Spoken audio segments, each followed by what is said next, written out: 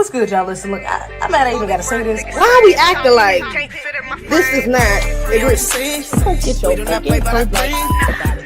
There's nothing wrong with hate. You've got to hate some things with a passion. And destruction, they must dislike and hate with a passion. What's up, y'all? Hope everyone's doing well. So sorry for the tardiness. I was on Afro's Live, for the culture. Shout out for the culture. But I was on Afro's Live doing a panel, YouTube, TikTok Live. I worked everything. Then I had to eat a little burger in between times because I was hungry. So my bad. I do apologize for the tardiness, but we have been here, okay? I promise. And we got a couple things to talk about tonight, babies. We ain't gonna even waste too much time. I hope y'all having a wonderful week. Though we at the beginning of the week, it's Tuesday. I would have been live yesterday. We ain't gonna talk about that. We here with So yeah, good to be here. So glad y'all here. Shout out to the TikTok family. Y'all know we on here for a little bit, and then y'all gotta come on over to YouTube. The link is in the description. Oh, in the bio. My bad. So, what do we got to talk about tonight? A couple things.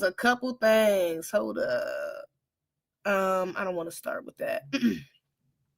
Let's start with this, because this is a little bit of the follow-up. Don't want to start with him? Oh, I don't want to start with. Let me start with this, actually.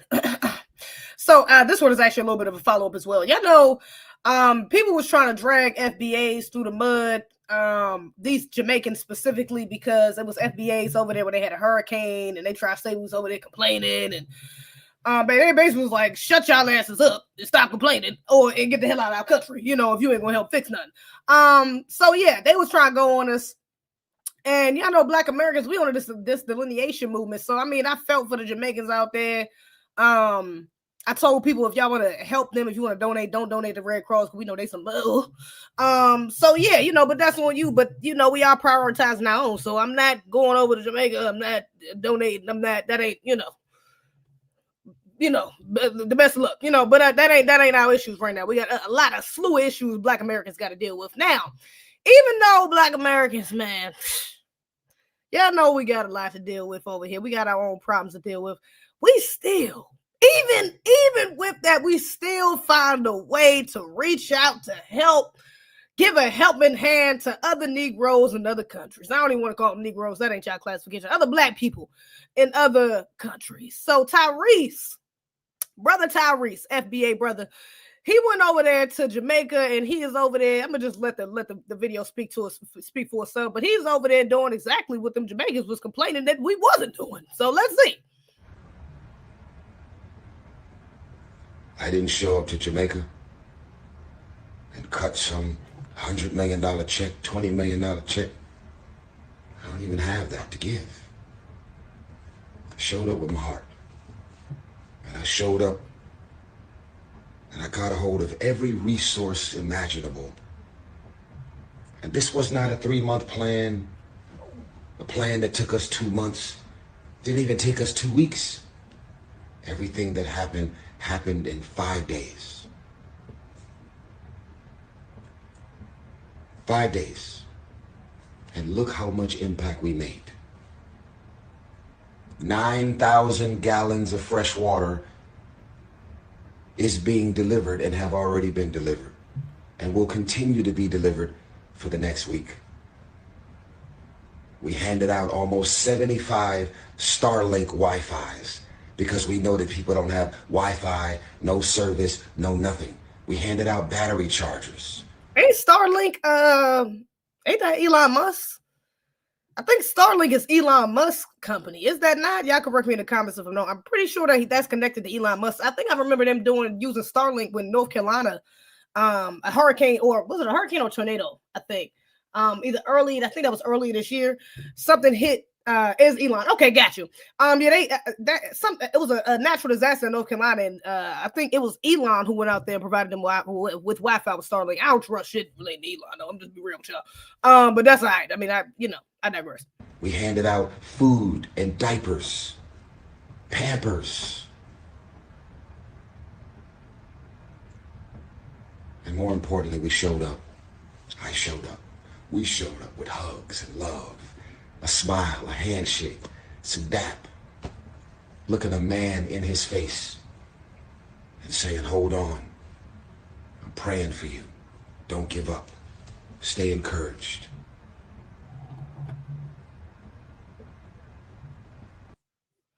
Okay, well, yeah, shout out to the brother, man. He out there trying to do something, make something shake for them Jamaicans, you know. Although some of them was, you know, probably not as grateful as they should have been. They asses was complaining, trying to get us the hell up off their land. But again, you know, that's just the heart of we are just a godly people. We give grace, too much damn grace, if I'm being honest. But we give grace, we give empathy, we share resources where we can, we do what we can for other groups. That's just in our culture. You know, most of our revolutionaries, I'm not gonna put them as Pan-Africanists, but they were still, you know, they recognized the problems of black people across the globe. So yeah, you know, that's just within our culture to be like that. You know, we can't help it, you know. So I mean, that's what's up that he did that, but I'm not for Black Americans us putting our resources there. Nah, it's too many damn tethers over here right now. Too many Jamaicans over this bitch right now. Not even just Jamaicans, Caribbeans. They can reach out to all of their Caribbean brethren. Okay, too many Caribbeans over here right damn now that can go back to their homelands or go to Jamaica and help their Caribbean family out. So yeah, now that's not really a Black American issue. That's not something I think we should be prioritizing. But again, I get it. We are godly people. I'm not mad at Tyrese. I ain't mad at Tyrese for helping people out. I ain't about to, go on them. But I just don't think that's something that we as the Foundation of Black Americans should be prioritizing. I mean, even the brother Tyrese, the box town in what was that, Memphis, if I'm not mistaken, that was affected by the data centers, ironically, from Elon Musk. They needed some help down there. They still need help down there. There was a lot of brothers and sisters that was getting respiratory issues. Some of them was dying or unaliving. Yeah, TikTok, my bad. But because of the issues that the data centers were causing out there. So we got problems here, brother. You could have brought some resources to the brothers and sisters in our homeland. Again, we got a slew of issues we could deal with. So but yeah, I digress. I ain't mad. I ain't mad at Tyrese. He try to do something positive. I ain't, but that ain't the way that we on right now, brother. Get hip, okay? You need to tap in with the grassroots because we on delineation movement right now. That ain't the wave. So yeah, but hopefully he'll see that. Now this right here is also a little bit of a follow up because what's my last live? I'm pretty sure it was my last. No, the one before that. The last one was about Amanda ass, egregious. But Amanda anti-black ass, egregious. But this is about Mandami. But so y'all know the governor of New York, the new governor of New York, who was just elected, is Zoran Mandami. He got up there and was like, immigrants built New York, and immigrants is running New York, and now it's led by an immigrant, and et cetera, et cetera. Very disrespectful, very dismissive of Black American history, the Black Americans up there currently, but even the Foundation of Black Americans up there that built that city, okay, the enslaved Foundation of Black Americans that was up there. So that was in that land, or in that part of America, should I say, before them damn immigrants, all right? And actually were the reason that why the immigrants could even come over here. So the fact that he did not acknowledge us shows enough. But I did also react to 50 Cent posting something about him. 50 Cent had posted like New York is dead. All roads lead to Shreveport, and I didn't really understand what he was saying when he said that at the time. I didn't really understand what he meant by that. This brother right here actually does a breakdown of why he said specifically Shreveport, Louisiana, is where he's referring to. I didn't understand why he was referring to that. I'm like, why the fuck is he going to Shreveport? Whatever. I just, what I'm saying, that wasn't the point I was trying to make at the time. But that's what he said in a couple of his posts, like all roads lead to Shreveport. So this brother did a little breakdown of why he's talking about Shreveport specifically. It's interesting. Hates Zoran Mamdani and thinks that New Yorkers should move to my hometown of Shreveport, Louisiana. So this is the story about how 50 Cent has been slowly acquiring my hometown of Shreveport, Louisiana. If you didn't know, 50 Cent has been ranting all year about Zoran Mamdani, offering him around $250K to leave. My bad. This nigga said, F that, hold your own Jamaican bobsled. You childish. Y'all childish. But that's hilarious. Leave New York forever. And now that Zoran Mamdani has won, he posted RIP NYC as if the city is dead permanently. And you'll notice that every post that he makes about this, in the captions, it will say all roads lead to Shreveport. Now, last year in 2024, on April 18th, my birthday, 50 Cent was given the key to Shreveport, Louisiana, my hometown, and April 18th in Shreveport, Louisiana is now officially 50 Cent Day. I'm not 50 Cent Day is crazy. 50 Cent is from New York. He got a key to Shreveport. I mean, that's insane. That's kind of crazy, but hey. Not joking. Now, for those of you who know nothing about Shreveport, you're probably wondering, what and why? Short answer is that 50 Cent is trying to be Shreveport's Tyler Perry by buying up studios because the tax credits in Louisiana for film and production are insane, and Shreveport, more specifically, is an incredibly cheap place to live. Louisiana offers up to 40% tax credits on like $125 million worth of production per year if you're willing to film things there. There's a studio in Shreveport, Louisiana called Millennium Studios that really popped off in the mid-2000s. It's really where it peaked following the wake of Hurricane Katrina. Basically, New Orleans no longer had the infrastructure to support a film industry, and people sort of rushed up north to film a lot of things. In fact, on my campus, the Centenary College of Louisiana, such classics as Vampires Suck and Shark Night 3D were filmed. Now, Millennium Studios basically went dark in 2016. I remember I was living in Shreveport at the time because a few years after Katrina, once New Orleans began to restore its infrastructure, people just started going back to filming in New Orleans, and Shreveport was kind of left in the dust. The city of Shreveport ended up buying Millennium Studios in 2022, so now it's owned by the city. And then last year, 50 Cent came to lease the studios. They are now called G-Unit Studios, and I want you to guess how much money he is paying to lease out the studio complex. I'm gonna give you a second to guess because you're not gonna be ready, okay? 50 Cent is paying $2,400, that is $2,400 a year. Yeah! A year. So now 50 Cent, I believe, owns around 20 properties in Shreveport, Louisiana. They're giving him the key to the city, and everyone believes that 50 Cent is going to be the magic man, kind of like a monorail, the Wells Fargo wagon of Shreveport, and bringing it to being this hub of industry, a hub of industry and culture.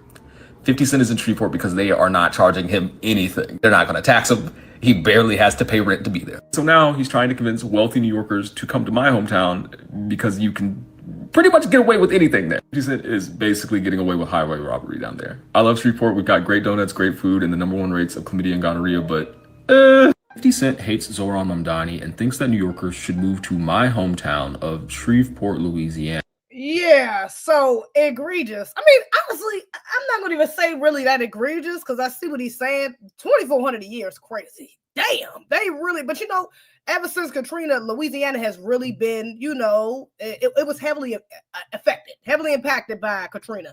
I mean, not really Katrina, because I like the way people word it. People be saying, I've heard some people from Louisiana say that really Louisiana was affected by the government because we already know that she was playing. But what was it? I think Memphis was affected by Katrina. So yeah, you know what I'm saying? It was very much intentional, the harsh effects that they left on Louisiana, period. But I'm like, maybe this is a good thing because imagine all the FBAs out there. I mean, 50 has a lot of shows already. He just canceled one of his shows, BMF. So I'm sure if he's acquiring this new studio, he's going to be producing more shows. I'm like, it's probably going to create some jobs for some foundational Black Americans in Shreveport. I mean, not only just in front of the camera, but even behind the camera. You're going to need camera, you're going to need set people, you're going to need production people, etc., etc. So I'm like, I'm not really, I see what he's saying, but also, if it's just sitting there, if y'all just got a whole damn production set just sitting there, not being used, and now you're going to have a millionaire come in, who's already known for employing Black Americans, moreover, and making Black content at that. I'm like, can we just see how it unfolds? I feel like this low key is going to work out better for the Louisiana, for the people out there in Louisiana, the Black Americans specifically, out there in Louisiana. I can see him making some sort of show because Louisiana is such a distinct. I'm sure there's places, I'm not sure, but I've never been to Shreveport specifically. When I went to Louisiana, I went to New Orleans. So I'm not sure about that specific part of Louisiana, but yeah, and this was the point I was about to make. it's very distinctive. Let me say that. There's a lot of bayous, a lot of wetland, you know, they below sea level. So it's a lot of wetland out there, a lot of, you know, water. So I'm like, he might do something surrounded around the Foundation of Black Americans in Louisiana. Like he might create a show specifically for y'all out there. So I mean, I don't know. I mean, it also the brother don't got no accent. You know, Louisiana people got a strong ass accent. He don't got no damn accent. So is he a tether? Is he half? Is he maybe he moved there? He's a plant. I don't need transplant type thing. But I've always anybody I heard from Louisiana got a very distinct accent. That nigga don't sound like from Louisiana. But I digress.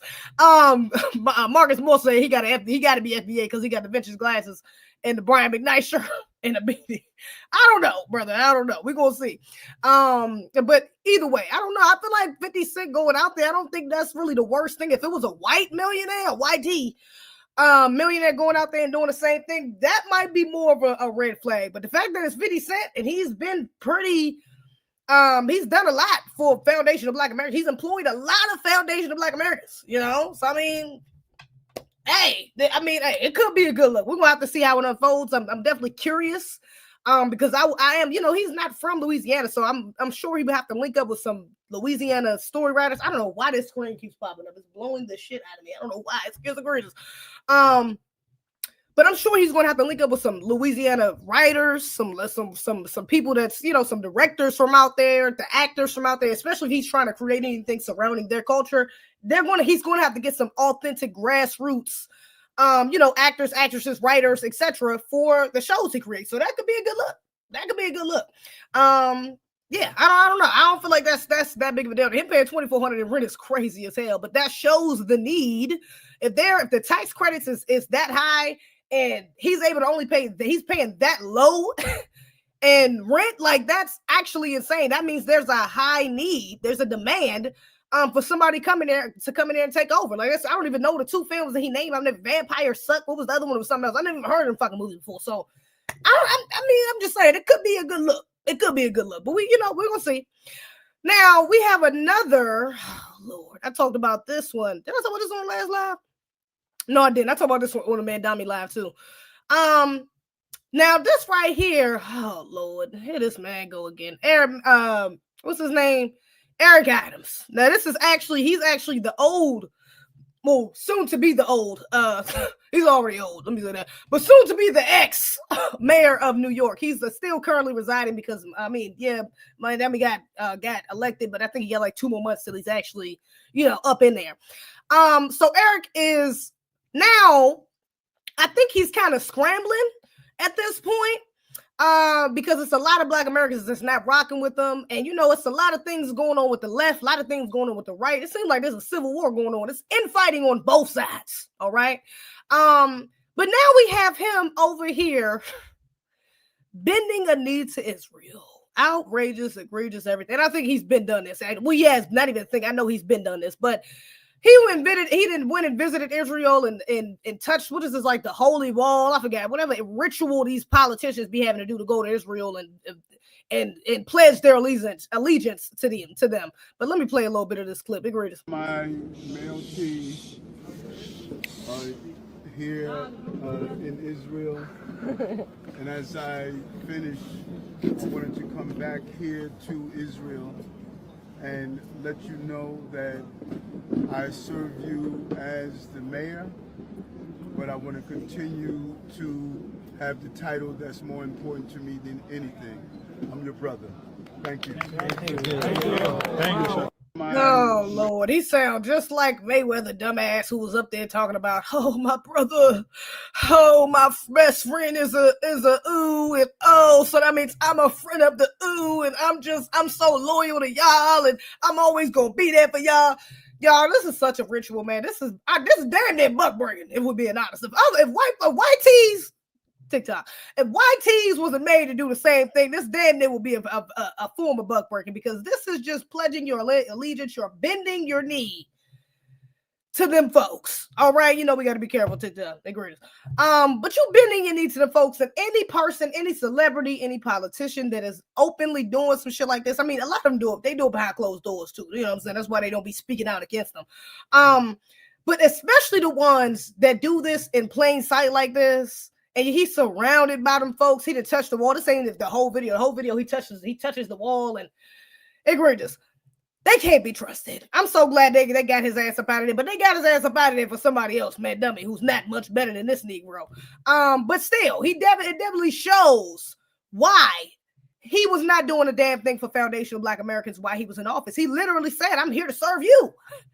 I'm here to serve you. For you to openly say that as a public servant, you're supposed to be serving those that voted for your cooning ass. Not for them damn oohs. But you're up here saying openly that you're here to serve them. This sounds like Buck Brady to me. I ain't gonna lie to y'all. It's very telling. It's also telling why he was not only, moreover, was he not doing anything for foundational Black Americans, but why he was doing so much for immigrants.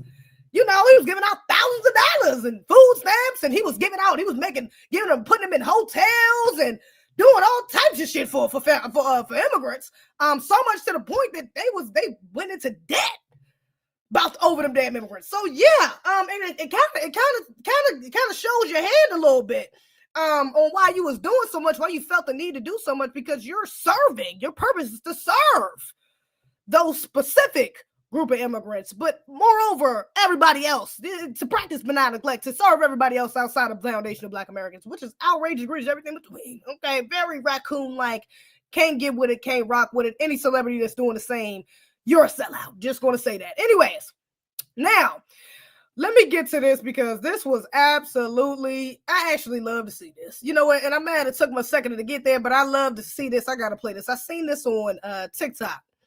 Now, this is Mike Epps. Mike Epps recently did a show. Mike Epps recently did a show at the MGM in DC, right?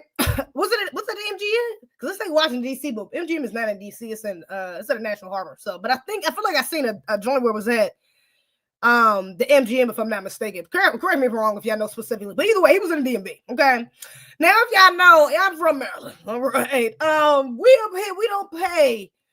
We don't play about these anti-Black games, man. We don't play these anti-Black games. We on your ass, all right? I done seen multiple foundational Black Americans, whether they were men or women, go in on the suspected white supremacists, the actual white supremacists, or anybody who's just giving off an anti-Black vibe. It don't matter what your position is, a cop, a lawyer, a politician, a teacher. It really don't matter. We don't play them type of fucking games. We really don't play them type of games, all right? So for this show, this is a show again. It's a bunch of Washingtonians in the building, and they had a Karen in the middle of the audience.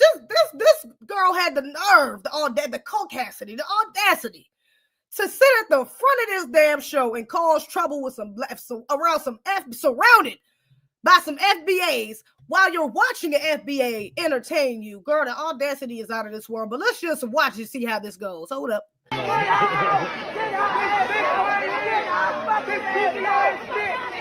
did what?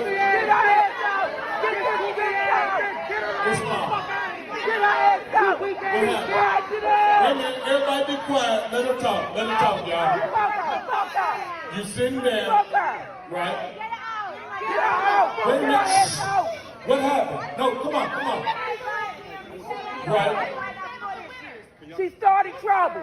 Get her ass out. Get the fuck out. 4 times. Get her ass out. Get her out. Oh, I'm sorry, y'all. Hey, look, hey. I'm sorry that happened, okay? She said, we sorry she happened. Get her. You're not playing with the carrot. No. Hell no, y'all not kidding. No. Hey. Nobody is fucking getting kicked out. What y'all doing? Where you going? No, that ain't how you work shit out. No, fuck that, man. She need to go. She did what? She need to go. She been talking shit. Go. Okay, get your fat ass up.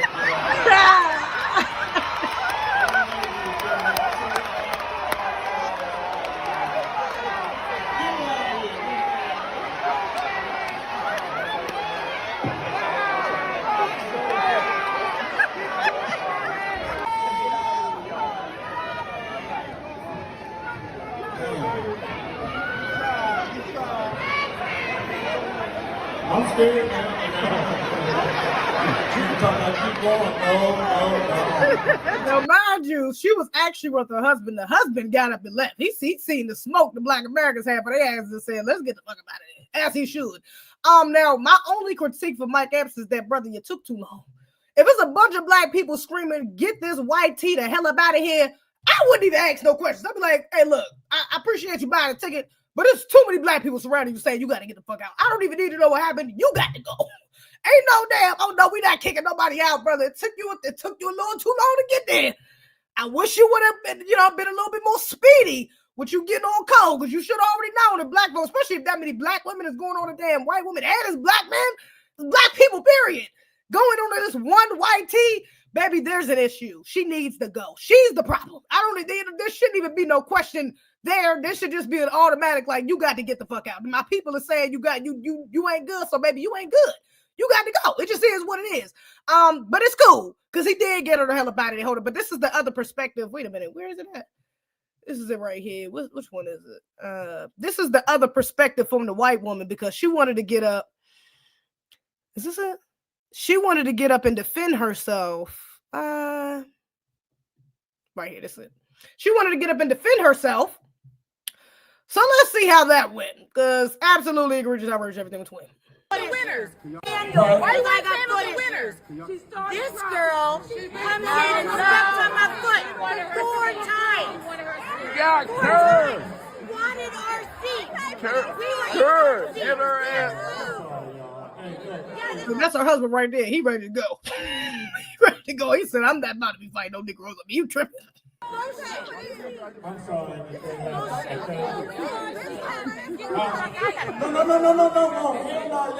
No. Oh, hey, I gotta leave, right? Hey, nobody is fucking getting kicked out. That's right. What y'all doing? Where you going? No, that ain't how you work shit out. No, fuck that, man. Fuck that man. She got up and She did what? She been talking shit?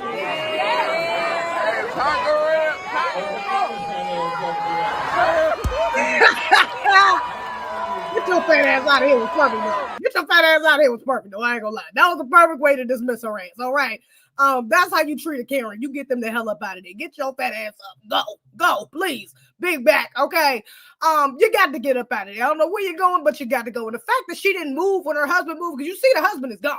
She's still sitting there trying to fight for her spot, and the husband is gone. The husband is nowhere to be found. She's still right there trying to fight for her spot, but the husband is nowhere to be found because he's already gone. He's like, I'm not about to be causing trouble, be the only white tea in a room full of black folks causing trouble, and they want us to get the hell up out of here. I'm going to go ahead.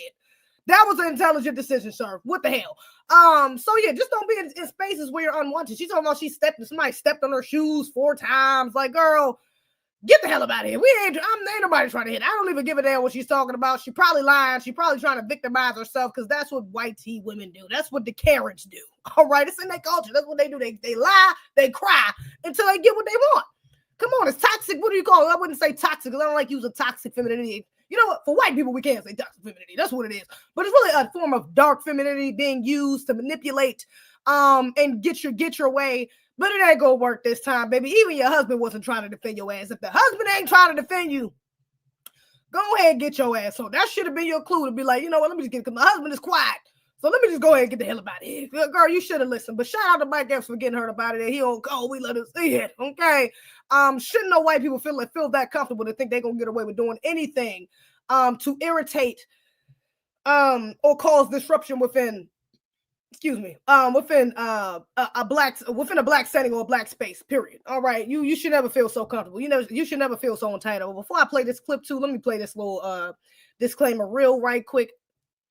1 minute. Copyright disclaimer. Under Section 107 of the Copyright Act, 1976, allowances made for fair use for purposes such as criticism, comment, news, reporting, teaching, scholarship, and research. Fair use is a use permitted by copyright statute that might otherwise be infringing. Nonprofit, educational, or personal use tips the balance in favor of fair use. All right, let me play this clip. So this is actually an old clip. It was a young brother. These two right here. This is the father and the son. Now, y'all might remember them because they was at the White House. This is the clip of them at the White House. And President Trump made his son, his son is a cancer survivor. This little boy, 13-year-old, battling cancer. Is he battling cancer or is he a cancer survivor? I thought he was a cancer survivor. So maybe he's still battling. I'm not sure. I thought he was a survivor though, if I'm not mistaken, but I could be wrong. Y'all correct me in the comments. If not, maybe they'll say it in the clip. But they was brought to the White House because his dad, he wants to be a police officer, and I'm going to just play the clip. You'll see. But I'm sure y'all remember seeing it. An agent of the United States Secret Service.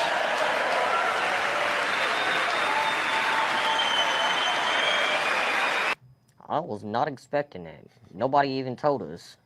Even though that they knew. They didn't even want to tell us. I'm his dad, but I realized I became his chauffeur. So, yeah, I found him driving him all across the nation and relentlessly and tirelessly get him there. So that was the clip. Donald Trump had brought them to the office, to the White House, acknowledged them, made him an official agent for the government. And now his father, which I had no idea, he lost. He lost. But I had no idea that his father was running for congressman in Texas. Okay, I actually had no clue. His name is Theodis Daniel. All right. Now, apparently this is at the polls, if I'm not mistaken. Like I said, Theodis already lost. He lost terribly. I think he only got like a little over 500 votes. So he lost pretty bad. Like he lost the hell out that damn election. Okay. But I think this video gives us an idea why. Not only is he Republican, okay, he is a Republican, but also this right here gives me a little bit of an idea of why. Now, this is a black woman. Again, I think they're at the place where the place where they do polls, or you go vote, if I'm not mistaken. But she's recording him, and she's going to explain that she's recording him, recording her. Okay, they're recording each other, and the little boy is even with him. And the things he says to this black woman is very telling. Let's look. For me, she's got a nasty attitude. You have a nasty one too. You was leaning on my car for what? Because you don't know how to drive. Because I don't know how to drive. You were stopped in the middle of a lane with no signals on. With no signals on. Typical stereotypical black woman that nobody likes to deal with. Okay. Okay, you are a Jasmine Crockett type. Okay. And look at you. Look at you. Yeah, he said I'm Jasmine Crockett type. You're Jasmine Crockett type. Got All it. That nasty masculinity needs to go. Got it. Yeah. Anything else? Anything you want to say, that's fine. Anything you want to say to the Anything else? Go ahead. I don't really care. Anything else? Yeah. This is insane for anybody to be. Now, mind you, his son. Okay. Actually hilarious because I thought this was just like a little midget cop or something like that. That's actually his son, who's not an official. The little boy is only like 13. Okay. But the fact that this was his first response, now mind you, I hold black women accountable. I'm not afraid to point out the sisters from foundational, to point out our problems as foundational black American sisters. We do got a slew of it. We got a lot of issues. Okay. We all are part of the problem. We all suffer from to a degree of all the same damn issues, if I'm being honest. Okay. Shahrazad Ali said this shit in the 90s. I still agree. It's still very much true, if not more true, to this day. However, this man right here, this interaction didn't even call for that sort of reaction. I don't know what happened before, but just from the tone of this sister in this small interaction does not give me no damn Jasmine Crockett. She's not even cursing, number one. She's not even cursing, number one. Jasmine Crockett is known for cursing like shit. Okay, I be cursing. Okay, I might have some Jasmine Crockett problems my damn self, because I be cursing like a mug too much. Okay, and that's a problem for a lot of other black women as well. Mouths like sailors. This is egregious. But this young lady right here wasn't even using no curse words. She's not insulting him.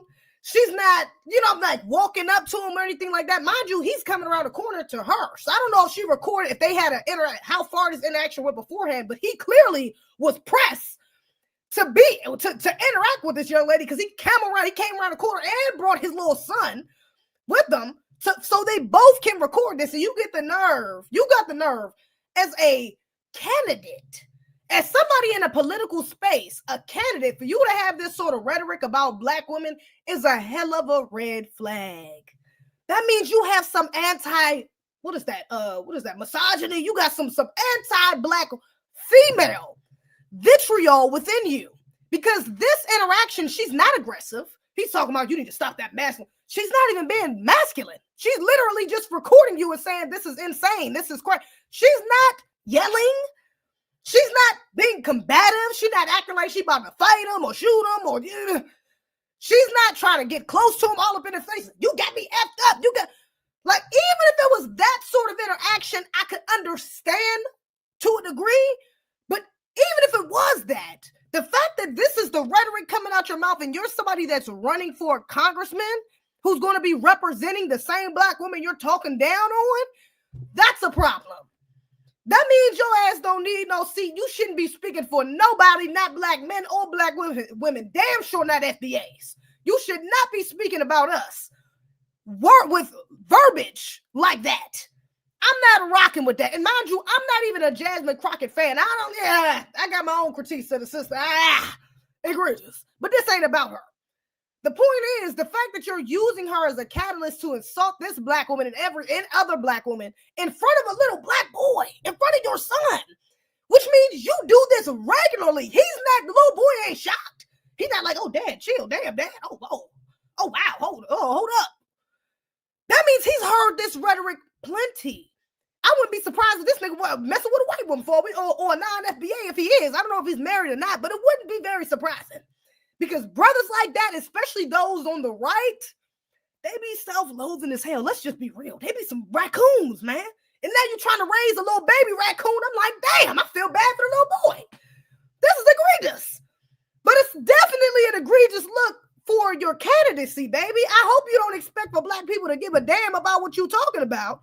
If you come out and coming at black women talking about you sound like one of these masculine, these typical black woman, not a degenerate, you could have at least called her like a hood. I mean, keep it specific. You go generalize all black women. You just like, yeah, you just a regular black woman who's you got these issues, these masculine issues, and you need to calm that down. You like Jasmine Crockett. I'm like, she's not even giving that energy.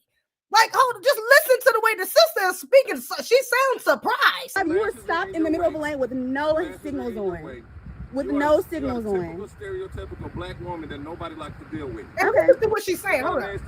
You have a nasty one too. You was leaning on my car for what? Because you don't know how to drive? Because I don't know how to drive. You were stopped in the middle of a lane with no signals on. So he was leaning on her car. You're leaning on her car. And she says... Because I don't know how to drive. You were stopped in the middle of a lane with no signals on. With no signals on. He stopped in the middle of a lane with no damn signals on. So he sounds like he's in the wrong. Yet he's trying to find a way to flip this black on this black woman and try to use this third. And that's what I don't like. Again, I've said it. I got plenty of videos. Plenty. Go check my paperwork. Check the receipts. All right. I got plenty of videos going years back about our behavioral issues. But this don't look like this fit that category. This is not giving that. The sister is being very soft-spoken. She's not cursing at all. And she sounds like she's just trying to defend herself. Oh, yeah, you can't drive. And yeah, that's because you can't drive. And she's like, well, you was sitting in the middle of the lane with no damn hazards on or nothing. Oh, well, yeah. Why was you sitting in my car? Oh, well, because you did it. And you just like a Jasmine. Oh, all right. Okay. All right. See, brothers like this, y'all use this as an excuse to get off your anti-blackness. And I ain't rocking with that. This is giving real anti-black. I think if any black person in Texas was even considering him, after seeing this video, it should be enough for you to be like, hell to the no. Hell to the no. I'm not rocking with it. And I hope he sets a better example for that little boy, because that little boy is going to grow up and think the same thing. He's going to grow up and feel the same way about black women. And mind you, I only see them two. So I don't know what's up with this young boy's mother. I don't know if him and the mother not together. Maybe he projected his feelings of his baby mama on her. Maybe his baby mama is a degenerate, is a ratchet, is a hood rat who got masculine behaviors and is combative, and maybe he's traumatized from her ass. That's why you only see him and the son all the time. You don't ever see them as a family. But it's real interesting that you have this sort of rhetoric and I don't see you with a black woman and you talking like this around a damn child. Around a child. And you're running for congressman again. Moreover, even without all of that, you being a congressman, you should be held to a certain standard. This sort of rhetoric should never come out your mouth. That's crazy. I'm glad he didn't win. I'm glad the nigga didn't win, honestly, because it's just very telling about how he probably would have felt about policies that's uplifting specifically foundational Black Americans or even foundational Black American women. I'm not rocking with that. I'm not getting with that at all. That's insane. Absolutely egregious, outrageous, everything between. But yeah, Theodis, Coonish, Daniels. That is absolutely outrageous, egregious, everything between. Now, speaking, I don't know if he's FBA either. Maybe he's not. You know, a lot of these men that be having rhetoric like that don't be FBA as well. Just like that whole red pill thing. So let me not even put this on the FBA brothers. I'm not gonna put this on y'all anyways, because most of y'all don't speak like that. But it is a lot of FBA brothers that are right wing or hardcore Republicans that feel kind of like this. It's egregious, Jesse Lee Peterson. Okay, so it is. But I don't know if that brother specifically is FBA or not. I'm not sure. So yeah, he could be a tether. It's a lot of tethers that's in the red pill space. That's on there. That's even honestly that's on the right. That's in the right wing space that are conservatives or Republicans. Hello, Myron. Oh, Myron is not Black. I can't put that on him. But there are some in that space that are tethers that do not rock with Black women at all. Okay.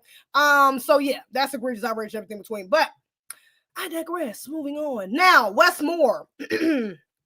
So Wes Moore. Lord, Wes Moore.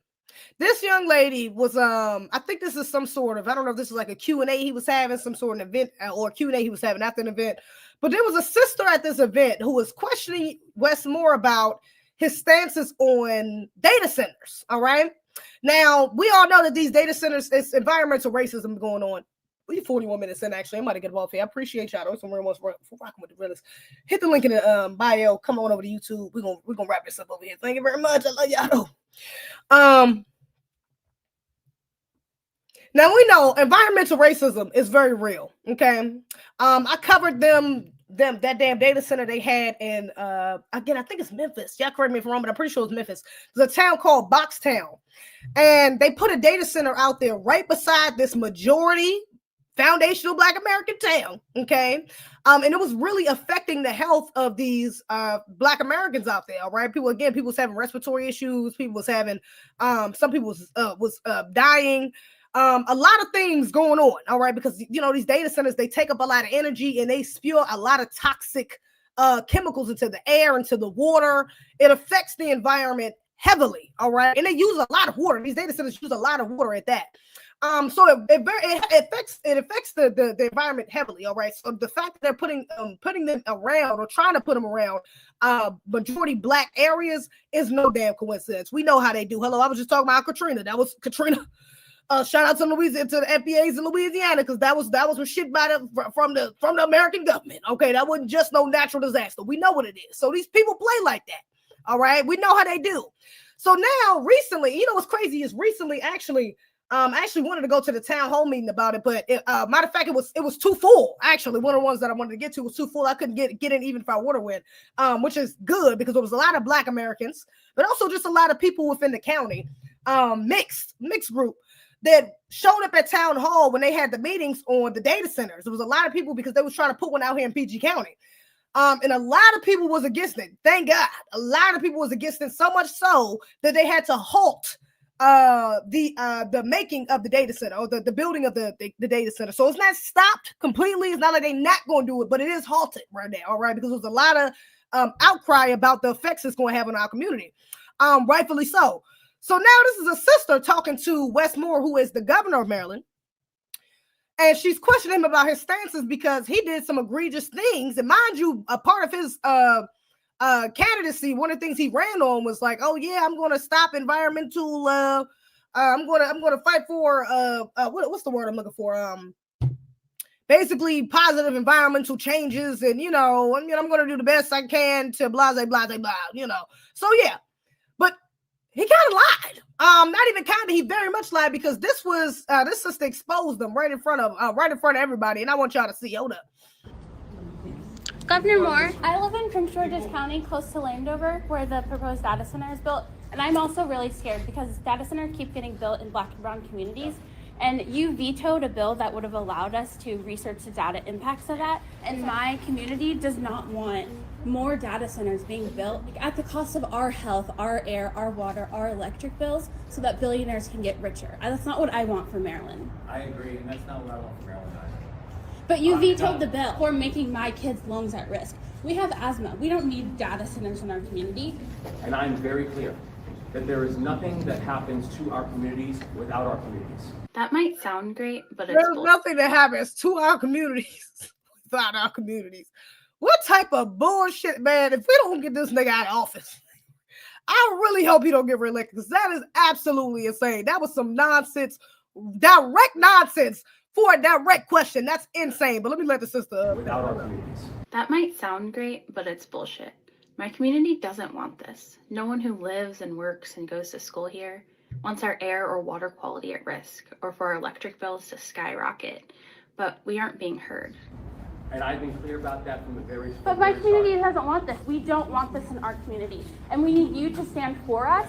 You have my word that I do what I am.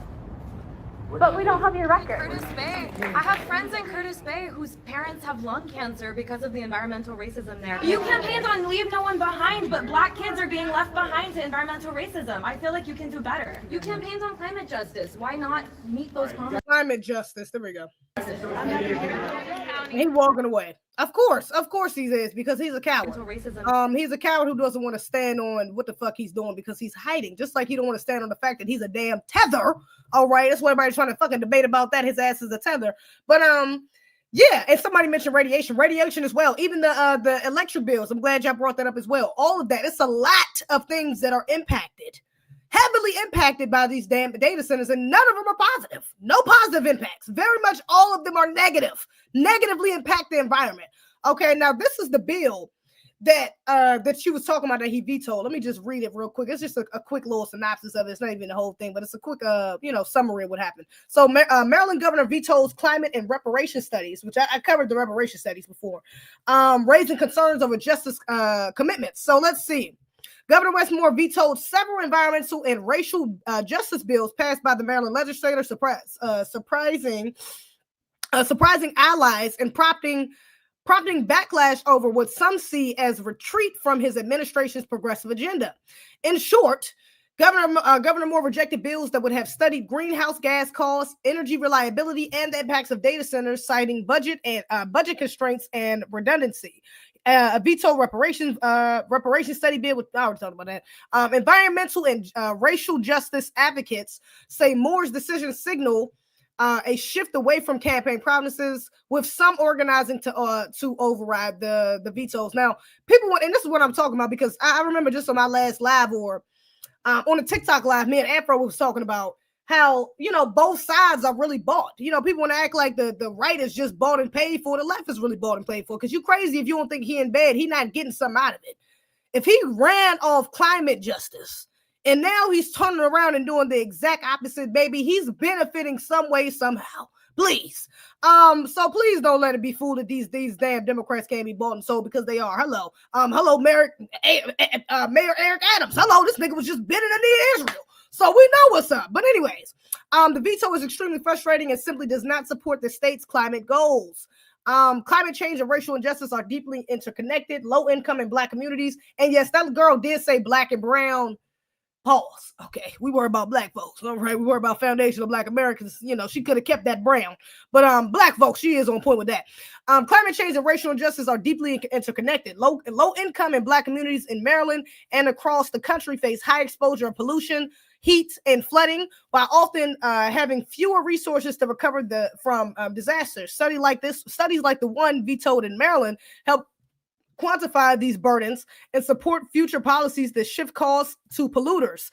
By halting this kind of data collection, policymakers risk missing opportunities to plan for future infrastructure stress, especially from energy-hungry industries like data centers, or to identify who should pay for the damage already done. Advocates argue that understanding the full scope of environmental and historical harms is essential to crafting targeted evidence-based responses. Now, what's also interesting is I found this as well, because apparently he's been kind of getting away with this under the radar. I hadn't heard anything about this myself. I hadn't heard anything about this, but just going down this rabbit hole, I did see that even last year, this is not the first time that he's really gone against his word or his promises of climate justice. because just last year, it says Maryland governor signs bill easing restrictions around data center backup generators. Let me just read a little bit of this. Maryland's governor has signed a bill that reduces regulatory restrictions around backup generators in the state. Governor Westmore this week signed SB 0474, also known as the Critical Infrastructure Streamlining Act of 2024, into law. Proposed in January, the bills alters the definitions of generating stations with the aim of exempting generating facilities used to produce electricity for the purpose of on-site emergency backup from certain permitting requirements. The bill removes the need for data centers to obtain a certificate of public convenience and necessity and other related approvals under certain circumstances. The bill also altered the distribution of income tax revenue from corporations that is whatever,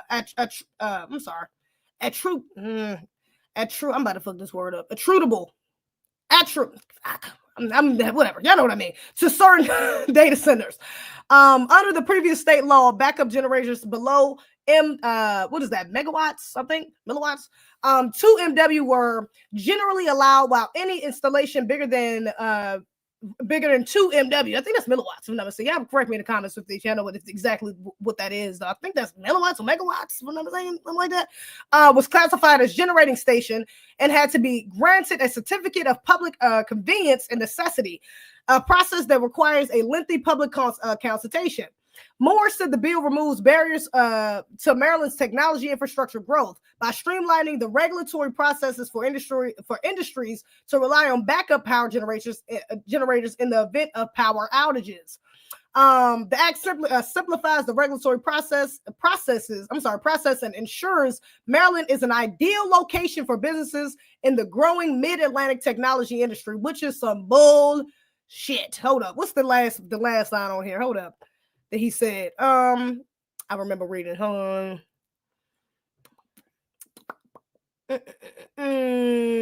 Hold up. Where's that? Maryland is currently a major data center. Quantum loopholes. Exemption. The company can then pull it out after hearing the PSC only granted provisional exemption. A second. Hold up. What was the other quote here? Okay, here we go. Back in October, Moore promised that the state legislature would address the data center industry's needs and ensure that the industry has a bright future in Maryland. So he wants to ensure megawatts is correct. Thank you. I knew it. But anyways, so yeah, he said that he wants to ensure that the data center industry has a bright future in Maryland. That's some bullshit. That's completely hypocritical to you standing for climate justice. That don't even make sense when that has a direct effect on climate. That has a direct effect on the environment around us. Nah. So really, he been getting away with it. Really, that's why I'm like, I don't know if this was on the low. People really wasn't paying attention, but I don't remember hearing any talks of this, of critiques of him as far as data centers before now. But this is from last year. When did this article come out? I think it came out like in May. Yeah, May of last year. So he's been looking out for these corporations or looking out for these people, these billionaires. That's really what they are. What do we do? You know what I'm saying? We're just going to keep it in layman's terms. These millionaires, billionaires that are trying to make money off these data centers and bring them to Maryland. Absolutely the hell not. No. I'm not even for the data centers, to be honest. I'm really anti-AI, if we really being real, because AI is really not going to lead us nowhere but straight to hell. So I'm not really fucking with AI anyways. But moreover, the data center specifically being in any group of people is not right. Honestly, I'm not really for that at all, but definitely not for foundational Black Americans. PG County, I know they talk about the poverty in PG County, but PG County really has a lot of well-off Black people, well-to-do Black people. Places like Fort Washington. I think Roxville's actually where the next meeting is being held. They're trying to do one, the next data center they're trying to build. Or trying to get approval for building is in Roxville, Maryland, if I'm not mistaken. So, and that ain't too damn far. So it's like the fact that y'all have these in these areas again, and even areas where, you know, there are some impoverished Black Americans, but there are also a lot of well-off Black Americans. It feels like y'all trying to set us up for failure. It seems like you're trying to drag some of us below that poverty line okay, by giving us another slew of issues to deal with. Because again, not only is it going to affect our health, but it also affects our pockets, just like many people said in the comments. The electricity bills go skyrocket. Somebody just said, I'm in VA. What did they say? I'm in VA. I think somebody mentioned being in VA. Yeah, them daddy centers fucking about electric bills in VA. So I'm like, come on, and that's right over the water. They right beside us, okay? So yeah, I'm definitely not trying to have any of them sort of problems. Not trying to deal with the radiation. I'm not for the data centers. Period. If I'm being, I don't think that's something. I don't think that's a benefit for Black Americans. Period. Again, I think that's going to lead us straight to hell. I'm not rocking with the AI. That's why honestly, I don't even the AI content. I'm not really with. I know there's a lot of anti-Black AI content that's been created by these YT supremacists, these bot farms. They're trying to push out a lot of bad imagery of Black people. So that's one reason why I can't rock with it. But also just, the creation of these unnecessary ass AI pages, and like people be having dumbass, they be cutting glass that turns into like jelly, like little dumbass videos, and even some pro-Black videos, which are cool. But it's also like, let's pay some actual graphic designers. Let's put some money back inside some Black American pockets with actual graphic designers, people that's going to create, not copy, because AI doesn't create a damn thing. All they do is copy what's already been created and rearrange the shit. So let's get some people, some actual creatives, some money in their pockets, get them more jobs, because that's essentially what AI is going to do. It's going to drive these graphic designers, all of these artists. It's going to drive these people out of their fucking industry, because people are just going to use, like they're doing now, I can just use AI. I can just put in a little prompt for AI and they're going to come up with something. So I'm really not rocking with the AI thing. That's not something that's beneficial for Black Americans. No, not feeling it, especially foundational Black Americans, really, because again, they also not only in graphic designs, but also are artists like in entertainment. Y'all know what's his name? Timbaland signed an AI artist. An AI artist, okay, that sounded. I think it was a. I don't know if this was a Black woman. I feel like she was. I think she was a white woman who came out and was like, he basically stole my sound. So these people are creating AI artists, and that's not the only one. It's a couple AI artists now. I think it's a gospel one that went viral. This lady who created. It was a Black woman who created this gospel lady, gospel robot. From AI, and her songs are going viral. People thought she was an actual damn gospel singer. But I'm like, we have actual FBA artists. We have real foundational Black Americans are the greatest gospel singers on the planet. That's our shit. Like, we the best singers on the planet, period, to be honest. But especially when it comes to our genres, R&B, when it comes to gospel, even rap, like, that's our shit. We sound the best. We create the best music. So the fact that they're using these robots to replace us, or to get a cheaper version of us, to get a more controlled, because that's really what it is. They want a slave. Clock that. You know what I'm saying? Tip full body. They really want a slave. But to control that, I'm not rocking with that, okay? We got to stay the hell away from the AI. I'm not rocking with it. It's egregious outrage, everything between. I know y'all seen our robot. These motherfuckers become sentient and everybody looking stupid. I'm just saying.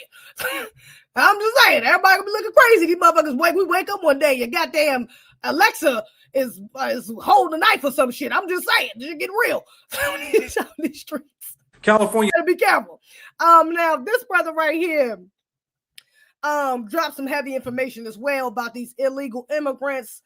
We do know, I know y'all heard about, y'all might not have heard, but just I think like a week or two ago, this was pretty recent, just a little while ago, there were two Indian men who I think were both illegal immigrants, if I'm not mistaken.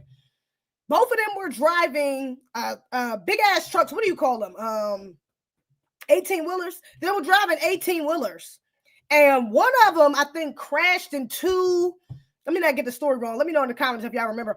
I think one of them crashed into another car or into like a bunch of cars. They ended up killing a couple people, injuring a couple people. The other one, I think, crashed into a building or crashed on the side of the road.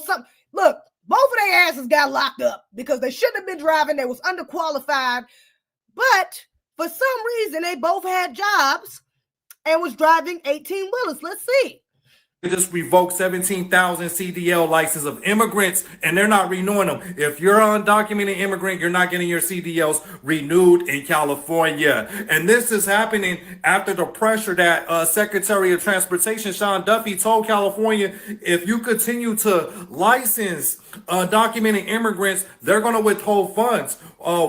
The first time it was 40 million. This time he said 160 million. If y'all don't comply to federal standards, we're not sending you no money. And this is what happened. This also impacts schools because a lot of those trucking schools, are going to go out of business because they depended on undocumented immigrants. Definitely seen the impact on our students. Rosie Trujillo is the office manager at the Los Angeles Trucking College. Rosie says most of their students weren't born in the United States. Not a lot of people that have the citizenship or residency want to do this. It's people that come from other countries with DACAs, with work permits. They're the ones that really want that change in their lives, and they were the ones coming to get their CDL license. We're just afraid that it's going to impact and affect our business, and we don't want it to. We want to be here for a long time. Yeah, I hope it do affect your damn business. If you out there giving CDL licenses to illegal immigrants, I hope it affect the hell out your damn business. What are you talking about? We supposed to feel bad because you giving illegals? You giving your people. You looking out for your people. But you could be home building with your damn people. You over here finessing our system, finessing the system to help out your people. You expect us to feel bad for you? Girl, hell to the no. You dripping. Shout out to that brother for exposing that information. Let me read the article about it. But absolutely the hell, man. I'm sorry. You better take your ass home. Go give out some, go, you know what I'm saying? Figure that shit out in your homeland. I'm not about to be up here. What am I supposed to cry? We supposed to be donating to you? No, Black Americans don't even go to that. They help that lady. Hope it ain't no Black Americans going to her ass to get certified because clearly she was out there helping her people, helping illegals. All right. And absolutely the hell not. We ain't going for that. We definitely not going for that. Now, let me just read a little bit. California revokes 17,000 commercial driver licenses for immigrants. California plans to revoke 17,000 commercial driver license given to immigrants after discovering the expiration dates went past when the drivers were legally allowed to be in the U.S. State officials said Wednesday. And this is, you know what, we were just talking about this on live. It's a lot of illegals that come over here, even the ones that are coming over here technically legally. Whether it's for like a work visa or for like, for education purposes, they usually stay past their time. A lot of them do that. A lot, too many of them do that. All right. Let me see. The announcement follows harsh criticism for the Trump administration about California and other states granting licenses to people in the country illegally. The issue was thrust into public consciousness in August when a tractor trailer driver not authorized. Oh, is this what I was talking about? Not authorized to be in the U.S. made an illegal U-turn and caused a crash in Florida that killed 3 people. That might have been what I was talking about with the Indian driver. That could have been it, actually. Transportation Secretary Sean Duffy said Wednesday that California's action to revoke these licenses in admission that the state acted inappropriately, even though it previously defended its licensing standards. California launched this review of commercial driver's licenses it issued after Duffy raised concerns, as they should. Black American men, y'all better get up on that. I know some FBA sisters that be doing that too. I don't really like us doing those type of jobs. That's a man job. You know what I'm saying? Should no sisters be driving around no damn country by yourselves, okay, with no big ass truck. Like, nah, I'm sorry. I'm not really for sisters doing that. But the brothers, y'all get up on that. Even the studs. I mean, I think it's some studs. Brothers, y'all get up on that, man. That's y'all shit. Y'all need to get up on the CDL for sure. After weeks of claiming they did nothing wrong, Gavin Newsom in California have been caught red-handed. Now that we've exposed the last 17,000 illegally issued trucking license are being revoked. They need to be revoked from this damn country. What the hell? Need to be deported next. But all right. Duffy said, referring to the state's governor, this is just the tip of the iceberg. My team will continue to force California to prove they have removed every illegal immigrant from behind the wheel of semi-trucks and school buses. Yeah, school buses is even more of a hazard. Because now you're talking about children, hell to the no. Nah, y'all can't be driving around our damn children. Y'all can't be driving around our children around these neighborhoods, around these streets, and y'all don't even know the traffic laws. Y'all not even authorized to really be driving over here. Absolutely not. No. Newsom's office said that every one of the drivers whose license is being revoked had valid work authorizations from the federal government. Oh, please. Right. They had valid work authorizations that was current, up to date, then it wouldn't have been revoked. Liar. At first, his office declined to disclose the exact reason for revoking the licenses, saying they only violated the state law. Later, his office revealed that the state law it was referring to was that one that requires the license to expire on or before a person's legal status to be in the United States ends, as reported at the DMV, which makes sense. Yeah, if you're supposed to be out of here by June 24th, that means your license should end by the 23rd, or at least on the 24th. If you're extending that, your license goes up until May, and you were supposed to be out this damn country and on the 24th. Something ain't right. Like, clearly something's off, all right? Especially if you're talking about 17,000. We're not even talking about a couple hundred. We ain't talking about 1 or 200. You're talking about 17,000. That's 17,000 jobs, 17,000 positions that a Black American man could have had. That's absolutely insane. And then you wonder why they was pushing it to, or Trump ass made the sign the bill off to make English the official language of America.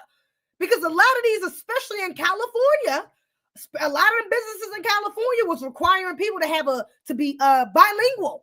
You need to be bilingual. You need to be able to know some Spanish or no Spanish. Hell to the no. The only reason they was doing that is because y'all giving out 17,000 CDL licenses to illegals. That's insane. This shit is crazy. Once again, the Sean Road rules. Duffy fails to share the truth, spreading easily disproven falsehoods and sad, desperate attempt to plead his dear leader, Richard. His dear leader, Richard said. Fatal truck crashes in Texas and Alabama early this year also highlight questions about these licenses.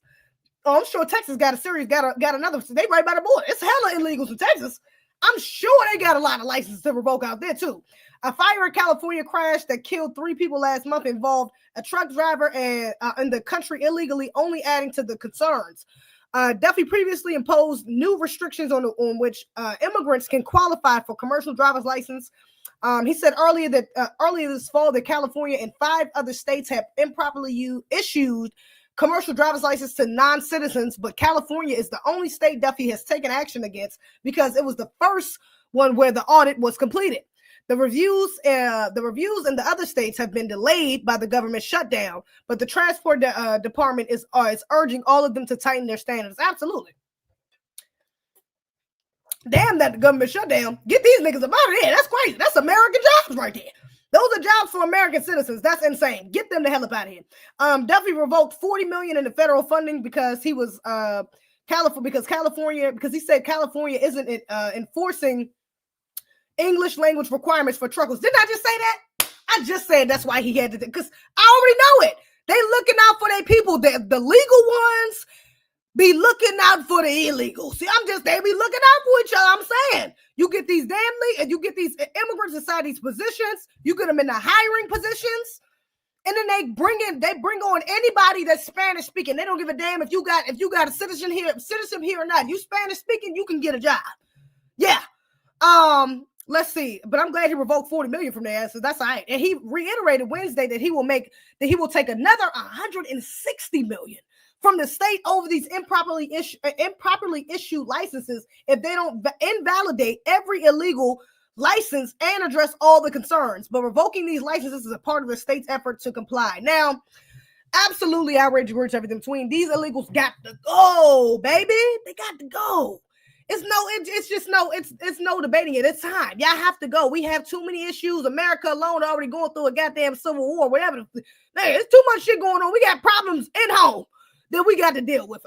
We can't take on nobody else's problems right now, baby. I'm sorry. Absolutely the hell not. That ain't gonna work. It's just not gonna work. Y'all got to go. You got to go, people. I get it, but you got to go.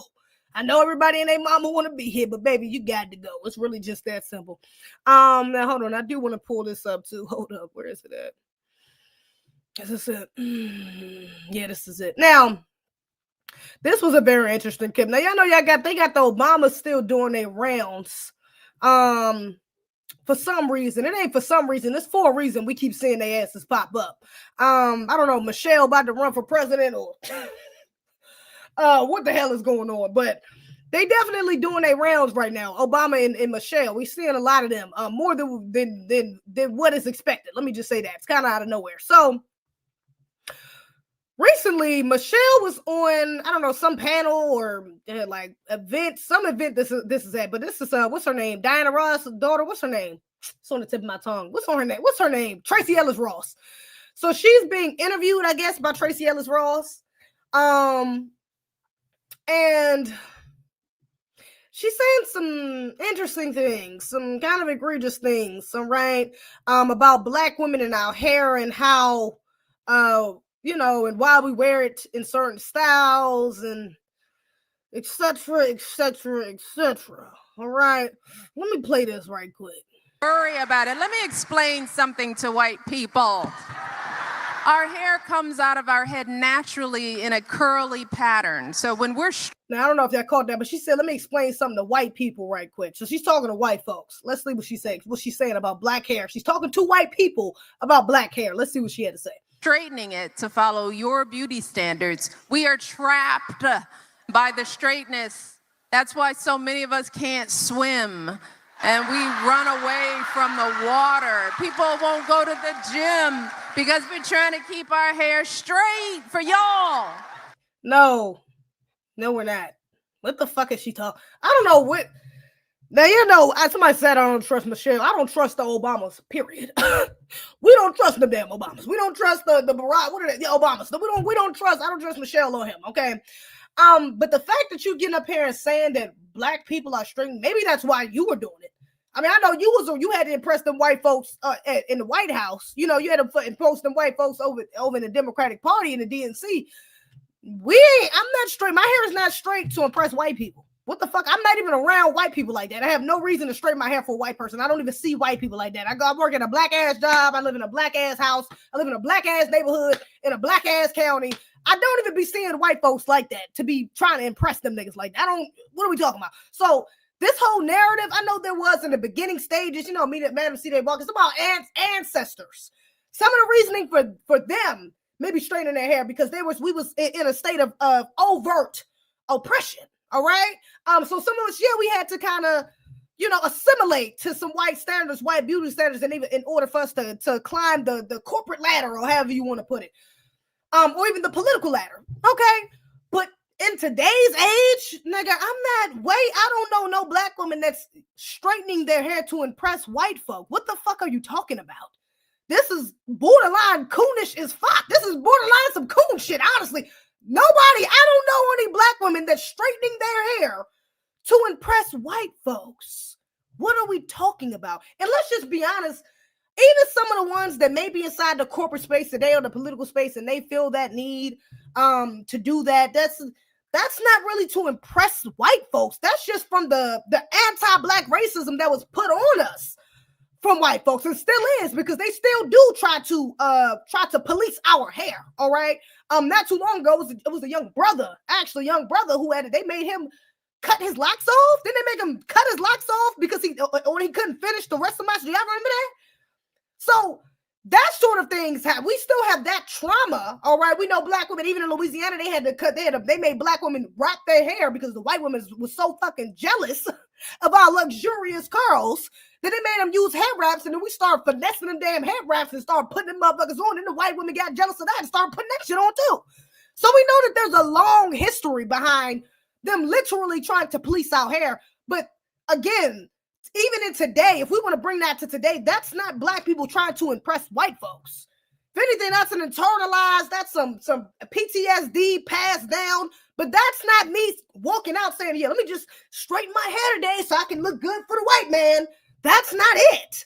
What the fuck are we talking? If we being real, I'm not straightening my hair to look like matter of fact, somebody just said that in the comments. People be hating, TikTok, this is words. But I had a comment, like, some people will say, like, oh, the white Black women, y'all trying to look like white women with y'all hair straight. Nigga, do you know what white women's hair look like? White women probably wear the most weave because their hair does not look good. Their hair is thin as shit. I'm not trying to look like no white woman. What the fuck are we talking? A Black woman's blowout, a Black woman's silk press is nothing like a white woman's hairdo. What the fuck are you talking about? I don't know if y'all living in some sort of delusion or what, but a white woman cannot get her hair to look like a Black woman's when it's straight. What the fuck? Our hair is two different different textures. When we straighten our hair, it's different. That's why some of us can use the yaki straight. That's a new trend on TikTok. I don't think, but a lot of sisters are using the yaki straight hair because our texture is different than white folks. What the fuck are you talking? Even when we get bundles, we getting Indian bundles, we get the Burmese bullshit, Peruvian. We're not getting white. We're not ordering Caucasus Mountain and 1B. What the fuck are you talking about? We're not trying to look like white women. Nobody, no black woman I know is out here actively trying to look like white women or trying to impress white people by straightening their hair. That's not it. It's a lot of black women in corporate and political office, especially in today's age. I was just talking about Jasmine Crockett. Jasmine Crockett, again, I'm not a fan, but that sister be having all types of different fucking hairstyles. All types of different fucking hairs. Not just, she don't just straighten her damn hair. What the hell are we talking about? So it's a lot of sisters that's in the political space now, in the corporate space now, that's wearing braids, that's wearing even if it is a weave, they're wearing curly, they're wearing froze, they're wearing they're wearing some sort of natural style. Like, what are we talking about? Black women are not out here trying to impress white people. What the like? That's some shit that you got from being around the white folks in that damn White House all that time, or being around, because she did. I think Obama did have her hair pressed the whole time she was in office. I don't think I've ever seen Michelle with braids while Obama was in office. I didn't see her with braids out of office. Now that he out, I didn't see her wear a different bunch of style. But now that when he was in office, I ain't see her wear no damn braids. But I guarantee you, black women would have loved the hell out of that if she was walking around with some micros in, or some knotless braids, some cornrows. Black women would have loved that. So what the fuck is she talking? That's your own. You're projecting your own insecurities on all black women. That ain't our problem. That's a you problem. All of us ain't trying to fit in with white people. All of us ain't trying to climb the political damn ladder. That's you. Don't put that on us. It is exhausting, and it's so expensive, and it takes up so much time. Braids are for y'all so we can work harder and focus on the work. So what? Braids are for y'all so y'all can work harder and we can. This is some slave shit right here. What the fuck are you talking about? I'm putting my hair in braids so this ain't even no slave shit. I'm sorry to the ancestors. That was a slave mentality. That was some slave mentality shit. Let me say that. Because all of our enslaved ancestors, they have this slave mentality. Our ancestors was not putting braids in their hair so they could work. What the fuck are you talking about? You know, our ancestors was literally putting braids in our hair to hide. That was a form of revolution. They was literally hiding grains of rice in our hair. They was putting mazes in our hair. You know what these designs that these white people love to come over here and steal? These white women, the Kardashians, love to use and steal. Yeah, those were maps in our fucking heads. Literally maps. We were putting in our heads with braids. There's a deep history to how we do our hair, baby. It ain't got shit to do with impressing white folks. What are you talking about? That was an act of revolution to put braids in your hair. What are you talking about? We're doing that. Braids up. When the fuck are braids up? You know how many times I done had white women straight up tell me. I had a white manager straight up tell me one time, "You're too pretty for those braids. You're too pretty to have those braids in your hair." What the fuck are you talking about? They don't like us having braids because they can't do that shit. It's in their nature to be envious. They want to do they want everything we have. And the fact that their hair will literally fall the fuck off, tenderism. That shit gonna fall off the bone if they get the braiding the way we do. They can't put in knotless. They can put it in for a day, maybe a week. They can't have no knotless braids in their head, box braids in their head for 3 months. That's our shit. I ain't never seen a white woman with braids in her head for more than a couple days. They go to Jamaica, get that shit done, and then come right back and take that shit out because they got damn head on fire. They can't do that. We're not doing that to work harder for them. What are you talking about? I could work just as hard for my damn self with a fro, with a silk press, with a blowout, with a braids. Don't gotta be. I've never heard a sister say, "Oh, let me go get these braids so I can get back on this plantation, so I can get back to working for these white folks because they can't accept my hair no other way." What are you talking about? They are very jealous of the fact that we can do our braids, we can do our hair in such versatile styles that they can't. We can go from I'm about to take this shit out tomorrow. I'm taking this out tomorrow. Guess what I'm gonna have in? Some braids. Yeah, guess what I'm gonna do next? A twist out. Guess who can't do that? White women. They don't know nothing about that. They can't do no damn braid outs and twist outs. They don't know nothing about that shit. What are we talking about? So the fact that your mind is going straight to this, baby, that's programming that you had to go through in that office. You had to go through some rituals that is apparently permanently affected your mind in the way you see black people, black women, and how we do our hair, because there's no way you as a black woman from Chicago, this FBA woman is from Chicago talking about braids are for y'all. What the fuck are you, like, what are you talking about? Lady, you sound crazy. Lady, you sound very anti-black. You sound like you got some real anti-black. You've internalized some deeply anti-black rhetoric that you may have heard in that office. And I get it, because niggas was racist. Even damn the DNC, and I'm sure that the amount of racism and sabotage that the Obamas had to deal with while he was in the office.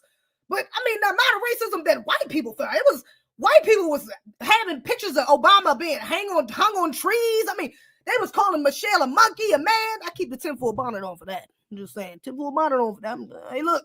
But anyways, they were saying all types of wild shit about this black couple. Okay, anything, any and everything. They was going in on that. So I'm sure a lot of that, you know, it affects your psyche to a degree. I empathize a little bit. But also, girl, this ain't our shit. That ain't, girl, you misrepresenting us. That ain't it. This ain't it. Why do we need an act, an act of law to tell white folks to get out of our hair? Don't tell me how to wear my hair. Don't wonder about it. Don't touch it. Just don't. Yeah, see, she tried to end it off on a good note, like, oh yeah, why do we need this act? Because we shouldn't, because it's, you know, it's just anti-black racism.